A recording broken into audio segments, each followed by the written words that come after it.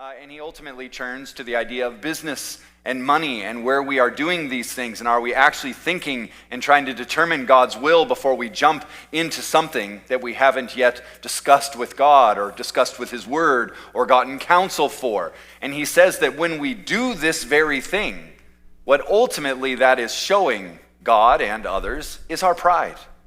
It's our pride to actually believe that we know what is best for us.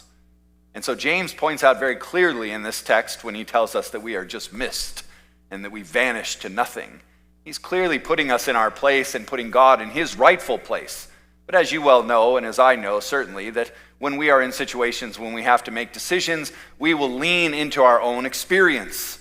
Maybe this particular thing has worked in the past. Well, I went to this school, so this school obviously is going to work, and therefore you just lean into your own experience. Well, I've done this in my company, and therefore a year later I have this option, and I'll just do the same thing. It worked last time, it's going to work this time. It must be God's will. And so therefore we don't actually seek God in prayer or from his word or through the counsel of others. And James is saying at the core of this choice is pride. At the core of the choice not to seek God's will is ultimately pride. And we better be very careful when we tread on this particular area, because pride is at the core. Even if it's worked before, even if we've been around the block maybe a couple of times, as some of us might say, doesn't necessarily mean it because it worked 5 years ago that it is ultimately God's will for tomorrow or the following day and so on. And so James is saying, if we don't ultimately seek God's will in our decision making, it is a sign of pride. At the core of that choice is indeed pride. So the question I have for you this evening is, what will happen to us if we don't discern God's will and pride is the result? What will actually happen to us if we just keep kind of going down this same path where we're just making decisions before we actually seek out God's counsel and God's will for something? Now, let me give you one example of that. There are things that we know are God's will, and if you're wondering how do we know God's will, which was a question I remember I was posed back at the beginning of my faith, and I thought, that is a really good question. How do you actually know God's will? Is it just some sort of peace that comes over you, or what is it? Well, ultimately, we find the will of God in sacred scripture. God's will is the Bible. And so when we want to know God's will, we have to go to the Bible to determine what God's will is. But we often don't do that. Even when we have months and months to prepare to go to England, we don't actually take the time to pray and determine, is this actually God's will for us to go? Now, sometimes, as you well know in your own experience, that when we don't seek God's will, sometimes things kind of turn out to be a train wreck, and then sometimes things the Lord just really blesses. But James is saying to us, at the pride of not seeking out God in our decision making, at the core of that is pride. And I'm asking the question tonight, what will happen to us if we don't discern God's will in the midst of our decision making and pride is the result? What will happen to us? And I say it as in that way like it's actually going to happen, because it does happen. I think that's the reality. We actually do make those decisions. So what happens to us when we do this? We have to be careful, of course. Look at verse 13. Come now, you who say today or tomorrow, we will go into such and such a town and spend a year there and trade and make profit. That seems like a fairly good idea to me, actually. I mean, if you're trying to run a business and you're trying to make some money, you discern, I'm going to go to so-and-so town. We're going to spend a year there. That place seems like it's interested in the product that we're selling. We're going to go and we're going to sell and we're going to make money and we're going to come home and we're going to take care of our family. That all sounds like a really good idea. And so James obviously is targeting when he's speaking here, merchants and business owners. And he's saying that running your company without God's will is a problem, even if it seems like a really good idea. Because ultimately you're operating your business based on secular viewpoints, secular worldview. The world says this is what you should do. Pack up your stuff and go to this town, and if you're selling product A, B, and C, you're going to make a lot of money. So you go. But in the process, you don't actually check with God to determine if that is his will. There could be a secondary application to this, and even down further than that, when we're speaking of our family or our kids or how we spend our money. Let me give you an example of that. A couple of years ago, we found out that the cellular phone company that we were using utilized the money that we were paying into the account every month, as every other customer was giving into this account, and a portion of their proceeds or a portion of their income as a company was being sent to Planned Parenthood. And we, of course, didn't want to fund Planned Parenthood through the use of our cell phones, so we changed cell phone companies, and we utilize a company now that does not send money to Planned Parenthood. But the point is that we ultimately took the time, unlike Oxford, we ultimately took the time with our cell phone bill and the company that was giving money to Planned Parenthood, and we determined, God, what is your will? Well, in that sense, it was so obvious. God clearly does not want murder to take place. He does not want abortions to happen. And so if us funding Planned Parenthood was against God's will, did we need to sit down and really pray about that? No, we didn't know. Just read the 10 Commandments, and it clear as day is right there. Do not murder. Okay, we should not be funding the company, ultimately, that is murdering unborn babies. So that was an easy one. Some things can be a little bit more complicated, of course, but that one was a bit easier. Going to England would have been a challenging one. Do we actually go? Should we actually go and do this? That would have taken a bit more time. Let me give you another example. How do we want to attract people to the church? If at some point the community church, the churches around the world decided, have you ever thought about how companies attract people to what they're selling? How do they do that? Somebody in the church asked this question at some point. If we can take all those philosophies and plug them into the church, we will have people coming through the doors in droves. So how do the most successful people attract these companies? We should do the same thing. And so from that, we created all sorts of different ways to do church. Let's make it less boring for youth, and let's start a youth church for them so the parents can worship over here, the kids can worship over there. After the service, we can have bounce houses, we can have laser tag, we can do all kinds of fun stuff. We can have concerts, we can do everything. It works. It works. I don't know if you've noticed, but it works. They're trying to get numbers in the door. We have a very different philosophy in our church. We're trying to spiritually grow, and we hope through our spiritual growth that we will see numerical growth.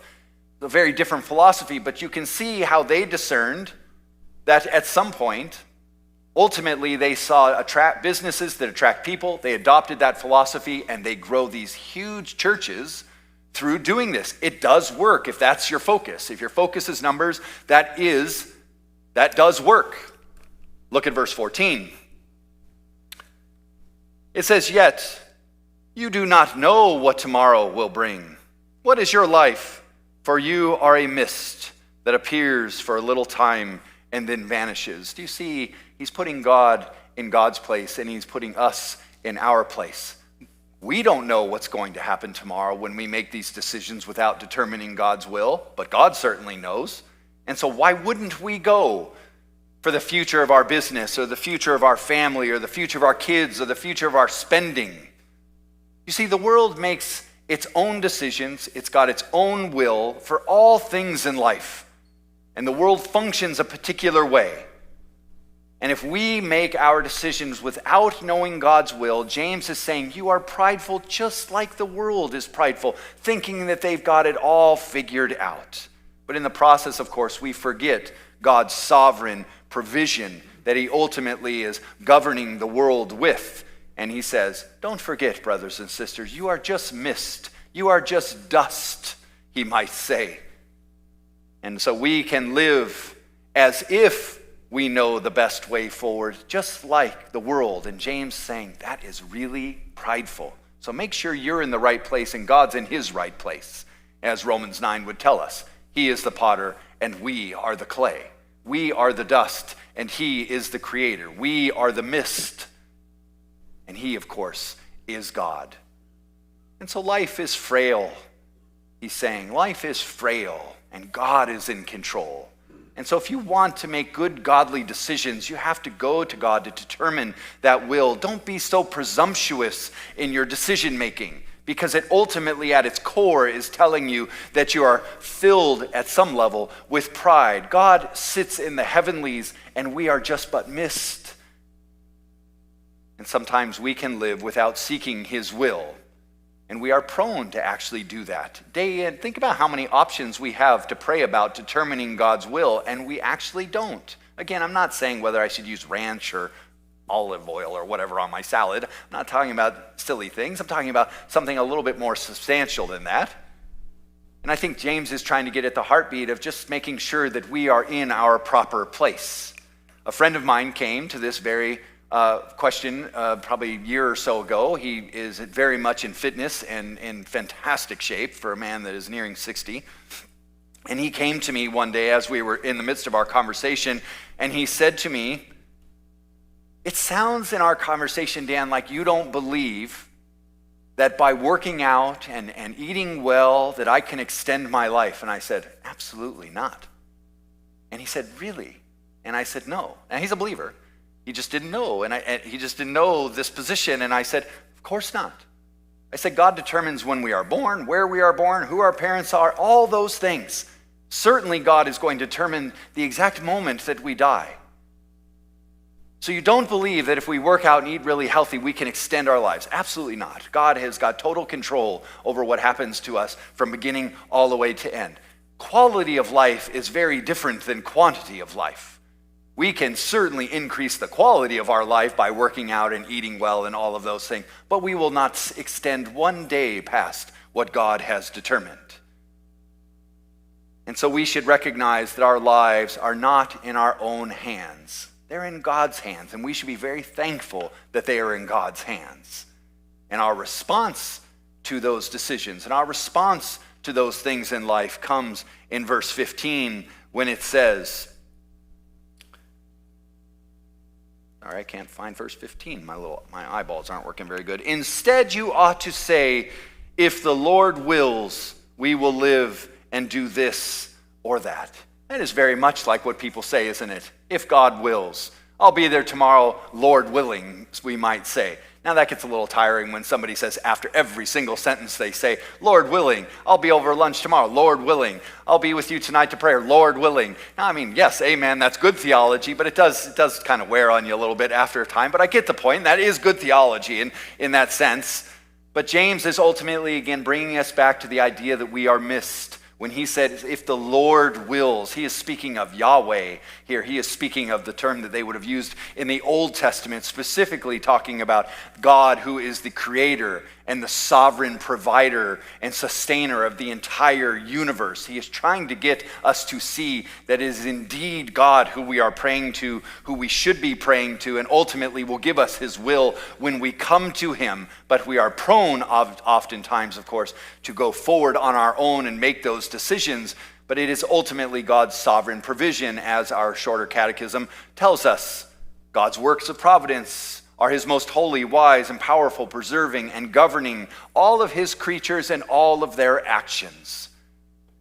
Now, is James here saying that we should not plan or invest? That is immediately the criticism that people have against this particular part of the text. Is he saying we should never plan or invest for our future? Absolutely not. That is not what he's talking about. He's saying if you're going to plan for your future, let's try to determine that with God before you just take the reins and say, well, the world says we should do it this way, so we're just going to go do it.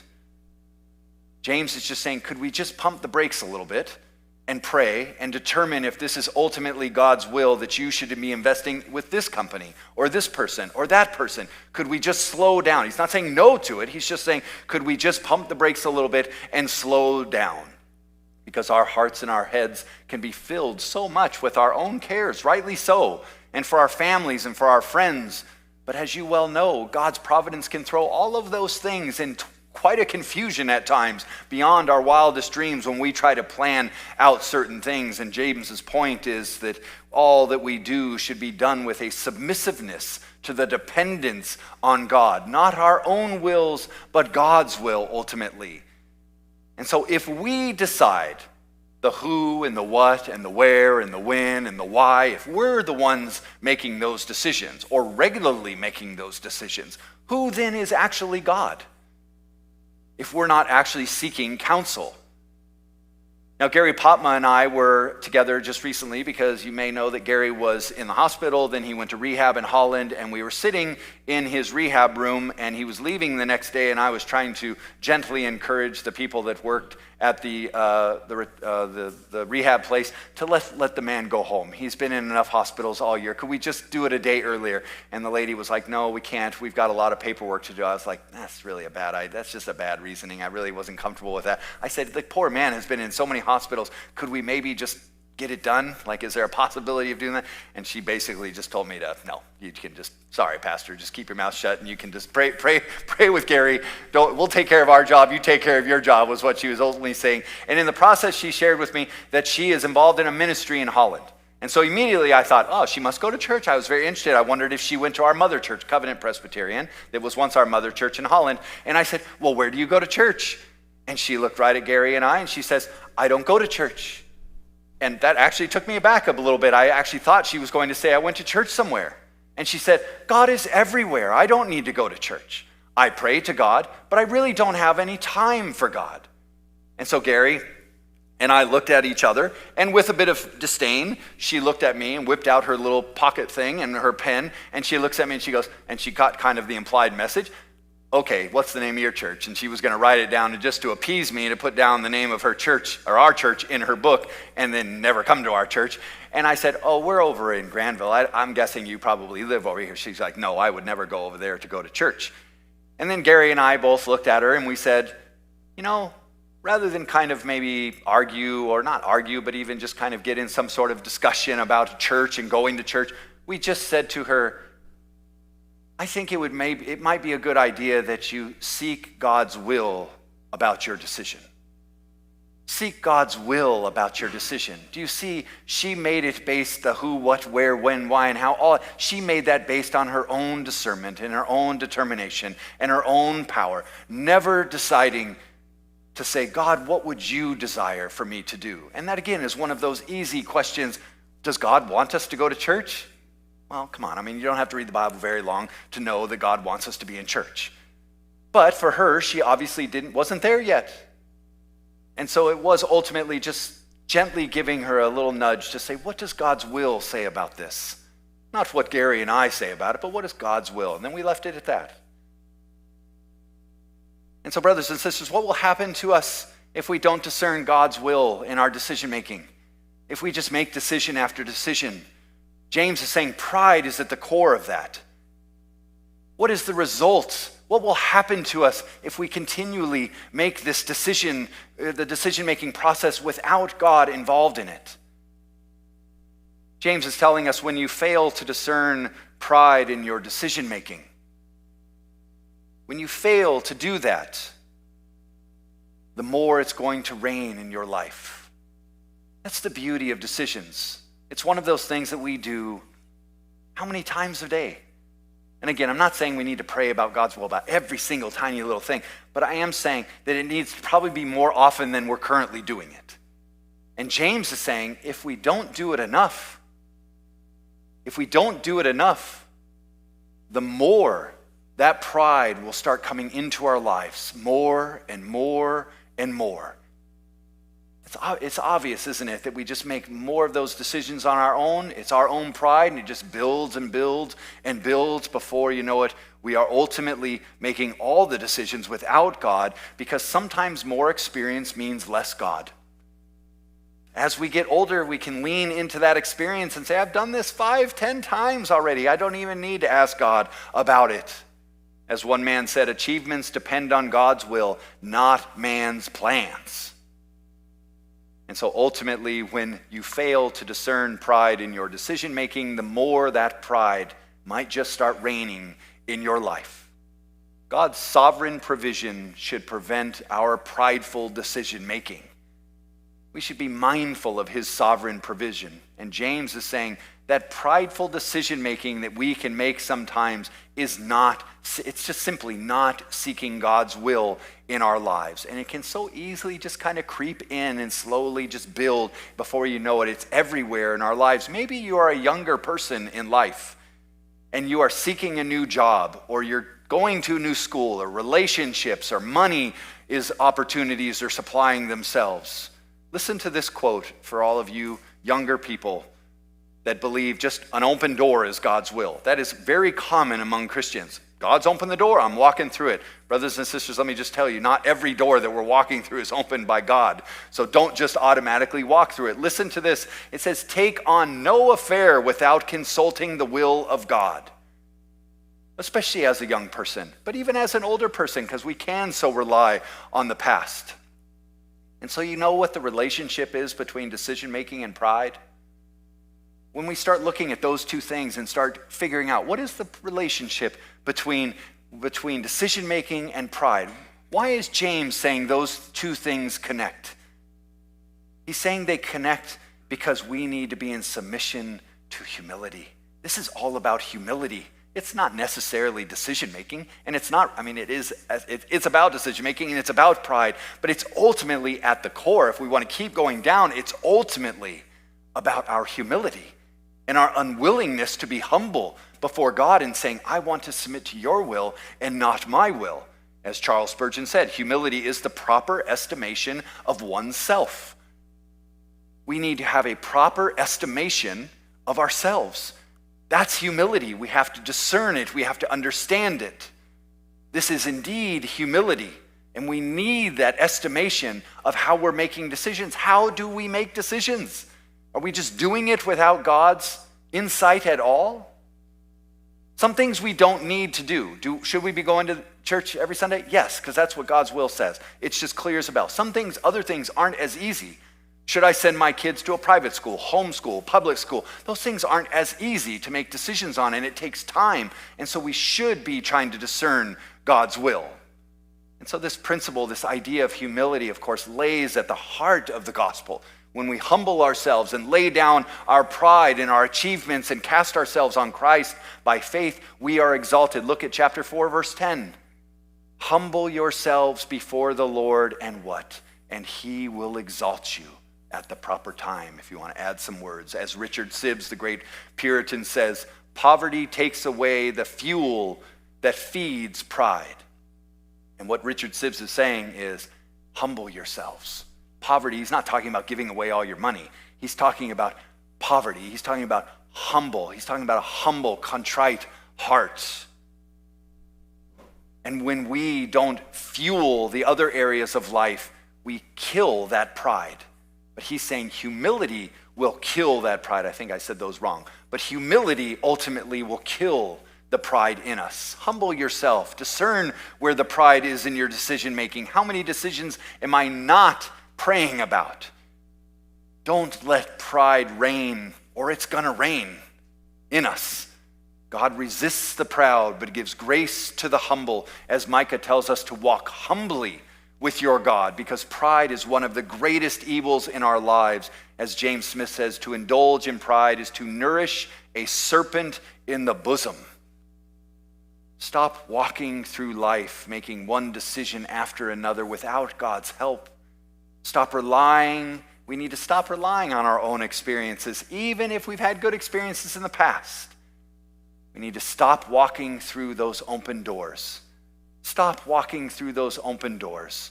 We so desperately need to model this for our young people. And if you are discerning God's will by walking through open doors, guess what your children and guess what those close to you are going to do? They're going to do the same thing, and they're going to walk through those doors. And you and I both know from experience that walking through those open doors doesn't always mean this is God's will. And that is not something we want to train our young people to do. And if we're doing it as adults, we need to stop. And we need to seek out God's will, because when we fail to discern pride in ourselves, the more that pride is going to reign in our lives.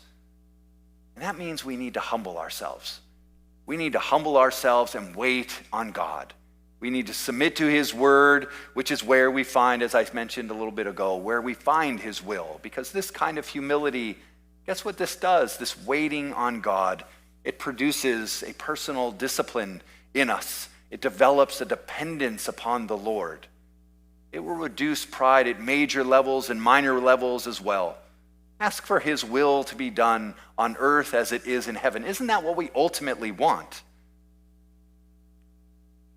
Does your process of decision-making display that he is God? that he is infinitely wise, perfectly good, and always sovereign? Or does your decisions reduce God and increase your own wisdom and goodness and your own sovereignty? As you seek his will, beloved, don't become anxious because he is gracious, and don't complain because he is a father to us, and don't be fearful because he is so faithful. Humble submission and not pride lives in the presence of God, the word of God tells us. And so what will happen to us if we don't discern God's will? And James says pride is at the core of all that. What will happen to us when we fail to discern pride in your decision making? If you fail to discern pride in your decision making, the more that pride is going to reign in your life. Amen.